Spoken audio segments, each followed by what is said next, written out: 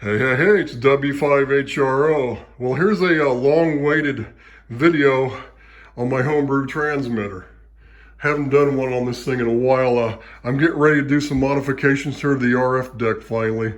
The first thing you can see is I got my Simpson meters in. I did finally order these.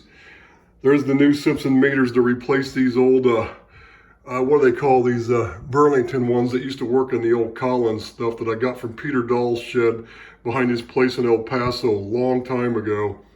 And this one I know is messed up. This one's not very accurate. And this one here, I don't know if the plate current meter's accurate or not. So that's kind of what I'm doing here. So I'm going to install these meters here first today. But these are brand new. I just got these in last week. And then the other modification is I've sort of had an efficiency problem. You know, this transmitter, it worked on 160, 40, and 75.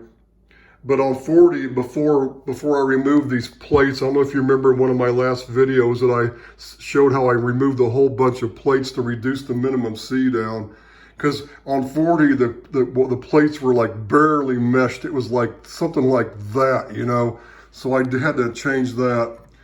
And but this big cap has always sort of been my problem.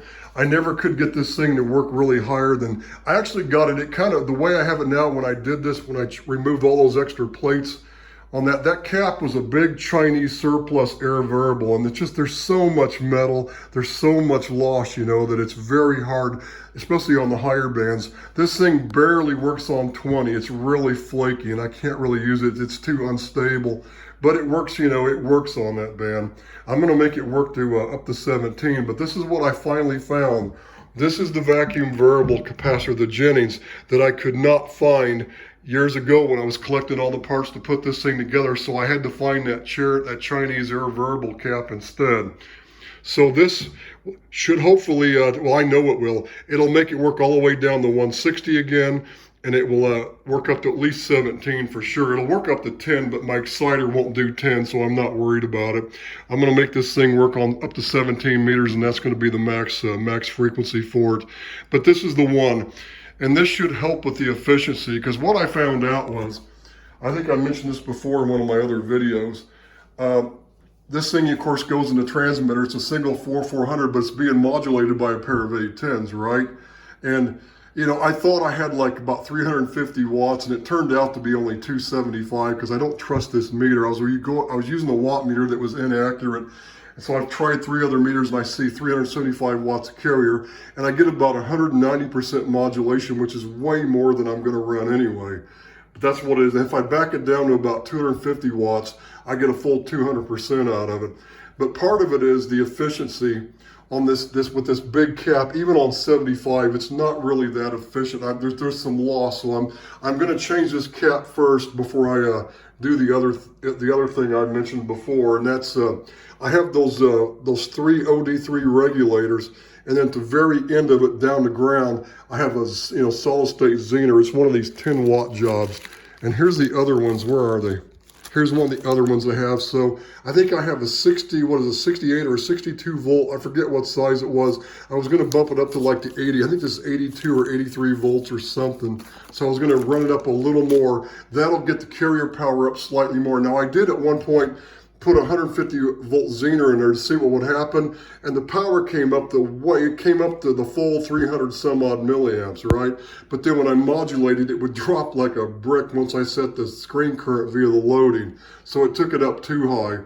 So I'm just going to run it up at probably 80 some volts. If that doesn't work, I'll try the next one, which is what, 90 or 100 volts. I've got several of them in here I could try. Oh, and also I've had the new meter from my speech amp driver deck, and I'm going to work on that after I get this done first. I decided I need to get the power on this thing up to at least a full 300 watts minimum. And then, you know, get all the meters working and everything, and that's kind of what I'm doing, and get the thing efficient. Then I'll set that Zener, and once I get that done, then I'm going to work on the other deck, the speech amp driver deck. And I have a real neat modification I'm going to do to that. So if you go to my web page, my website, you'll see where I just updated that post on this transmitter and how I'm going to modify that, which will make a lot more sense. But so today I'm going to actually work on this, changing out these meters first, get them working. Then I'm going to try to figure out how in the heck I'm going to retrofit this big vacuum variable in there.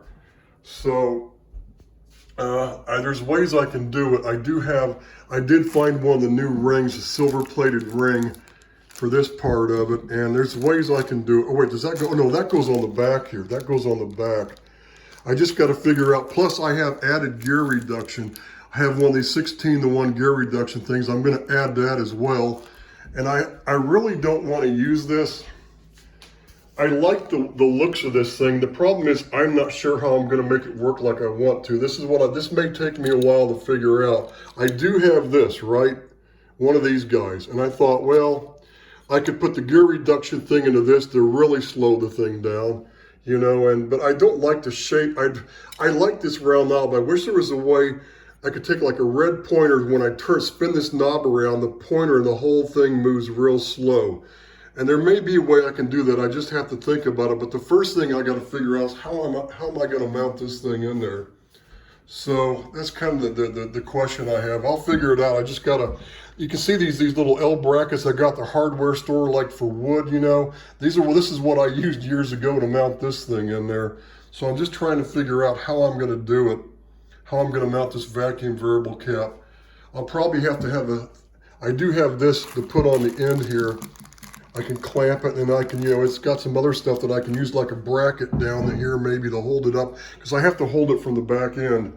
Because if I mount it right here, normally, you know, RF deck, you'd have another panel here in front, then you'd mount it right there, then you'd have the shaft between here and the knob, and the coupler, but that's not how I'm going to do this. I'm just going to try to figure out a way to mount it in here to replace it, this big guy, because this is too much loss, there's too much metal, and that'll solve the problem on the higher bands, plus it should make it a bit more efficient on the lower bands. Then I can see exactly what I need to change that zener to get the screen voltage in the right place, to get at least a full 300 watts out of this thing.